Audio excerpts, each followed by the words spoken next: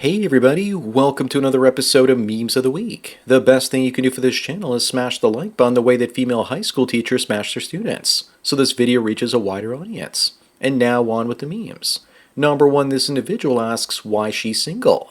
Is it because she's hideous or just too picky? She says no, it's because her schwing is so big that it might end someone. So she isn't really a she, and that's the real reason that they're single. In addition to that, I think this individual is also hideous and too picky. It's an all of the above sort of situation. This just proves you can't be too careful going out and dating these days. Up next, remember you have to pay taxes to protect you from the consequences of not paying taxes. And that's how the mafia works. Or government, don't you know? Remember that the state is the largest mafia there is, and it doesn't even need your money. It just prints it out of thin air, debasing your savings, and then taking more by taxing you, so you don't get ahead and have to keep on working as a serf to the state and corporations. Meanwhile, the wealthiest pay the least amount of tax. Number 3, looks like there's a 9/11 for incels and femcels, if they even exist, as a ChatGPT update deletes hundreds of AI boyfriends and girlfriends. I'm sure they haven't been fully deleted and that OpenAI is just storing people's preferences for a digital partner that they'll eventually sell to some company so that they know what you're turned on by, and so they'll eventually target ads to you. Remember, Grok and OpenAI aren't free. They're harvesting your information to profile you for nefarious reasons. Moving on, this guy says that marriage is simple, that you have to keep her fed and let her sleep or she'll be mean to you for no reason. Joke's on him, she'll always be mean, regardless of what you do. Also, can't you feel the tension just looking at this guy's body language and that deer in headlights expression? And people wonder why I don't want to get married. Also, look at the flowers in the background. She probably grilled him about them not being the right color and cuts. Number 5, leftists always say that it shouldn't matter who you love. When you say you love Jesus, suddenly it seems to matter. Because if you're part of the Christian religion, then you can't be part of a woke one. That's why this leftist isn't happy. The reason America is fragmented is because most of the population has lost its Judeo-Christian value system. And nature doesn't like a vacuum and is filling it with feminism, social justice, and other wishful thinking. Up next, if you want to know one of the reasons that the left hated Charlie Kirk so much, is because mostly he was making the biggest difference on college campuses. Young voters in college campuses shifted towards Trump. So I guess the people that said this current young generation would be the most conservative since the 1940s were absolutely right. Conservatives have way more children than leftists, and that's probably the real reason this shift is happening. More young people with right-leaning parents compared to those on the left. Number 7, before Charlie was taken out, Rolling Stone said that cancel culture is good for democracy. But afterwards, they didn't seem too happy that people were losing their jobs for criticizing Kirk. Translation, cancel culture is good for democracy when we use it to cancel our opponents, and it's bad when it's used to silence us. The difference is not that people are being canceled for their political views, but instead for celebrating a murderer. Big difference there. Moving on, Oprah got a $40 million loan to help rebuild her mansion after the Maui fires. Yet her property didn't even burn down. To be honest, I don't even know why she bothered, because her net worth is well over $3 billion already. She's probably thinking, why use mine when I can take yours, the ordinary citizens? She probably used the money to buy AI tech stocks, gold, or Bitcoin, or invest in her own business for all we know. So I guess giving her audience free cars paid off after all. Number 9, a landlord painted your apartment, and he's now going to jack up the rent by an extra $500 a month. I can never understand why mom and pop landlords would do such things. Growing up, my dad was a landlord, and he would also paint over the plastic light and electric parts, except without actually covering the power sockets and light switches. In this case, the landlord is smart because if you can't use power, he saves on the electricity bills as well. Up next, why is Ella Umhoff still around after her stepmom Kamala wasn't elected president? Here she is stunning people at a Prada beauty event. At this point, she's just damaging the Prada brand. Makes you wonder why the left pushes such ugly women on us. She looks more masculine than feminine. I think the left does this because liberal women are so ugly, in fact, that liberal men would rather put on dresses and smash each other instead of them. Number 11, this is so predictable. An all-woman nightclubs shut down after opening night after failing to sell a single bottle of liquor. Goes to show that men are the source of revenue for nightclubs. Women are usually let in for free. When I was younger, us guys had to pay the cover charge and then go around buying women drinks. Turns out that freeloaders with boobs are actually bad for business. Based on the sketchy AI here, it's a fake story. But you know, it would be true if this place actually opened.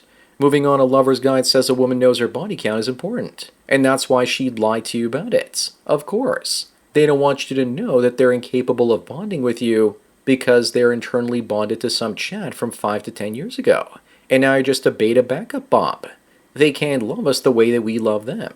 The very least they can do is pick us if we are their first pick or even the best that they can get. Number 13, here's something that's true yet doesn't shock me. That the US Senate quietly voted to block the release of the Epstein files only 3 hours after the Charlie Kirk incident. You know what they say in politics, that you never let a good crisis go to waste. Actually, it happened more than 3 hours later, and it was coincidental, and it was already in motion. I guess they just can't have the public finding out how the tiny hats blackmail US officials. Up next, Brian Krasenstein says that if you're in a relationship with a trans woman, then you're in a heterosexual relationship because she's a woman and you're a man. Actually, it's more likely that you're just gay with extra steps. Some people are also suggesting that it's a new category of sexual orientation. But why won't people just admit that they're gay? It's safer now to come out of the closet than at any point in history. Who cares if you have a futanari fetish? Number 15, leftoids say that they're forcing their kids to go to church each week, which is indoctrinating them. Yes, as humans, we naturally seek out to be indoctrinated and to find meaning in this world. The leftoids want to indoctrinate your kids instead because it's their only way to reproduce themselves. They're just jealous that they can't indoctrinate them instead. Both ideologies are bad, but the one on the right is less bad. I'm not referring to faith, but church politics and whatnots. Moving on, in the past, doctors would bleed people to help cure disease and do other weird pseudoscience on people. Looks like human nature hasn't changed and we still do weird things for health and science when we are desperate for solutions. I can understand people doing irrational things for their health when they're desperate, but changing beauty standards for no reason than to have people that don't find you attractive is kind of crazy. Number 17, this 16-year-old guy jumped into a river after 3 girls in a car fell in, and he saved their lives as well as the struggling police officers. I want to see more of this from the black community. Dark-skinned folks are stereotypically not known for going in the water all that much, and yet this guy did and saved 4 lives because of it. We need to find a link where we can throw some money for his college fund. This guy needs to be seen as a role model in his community.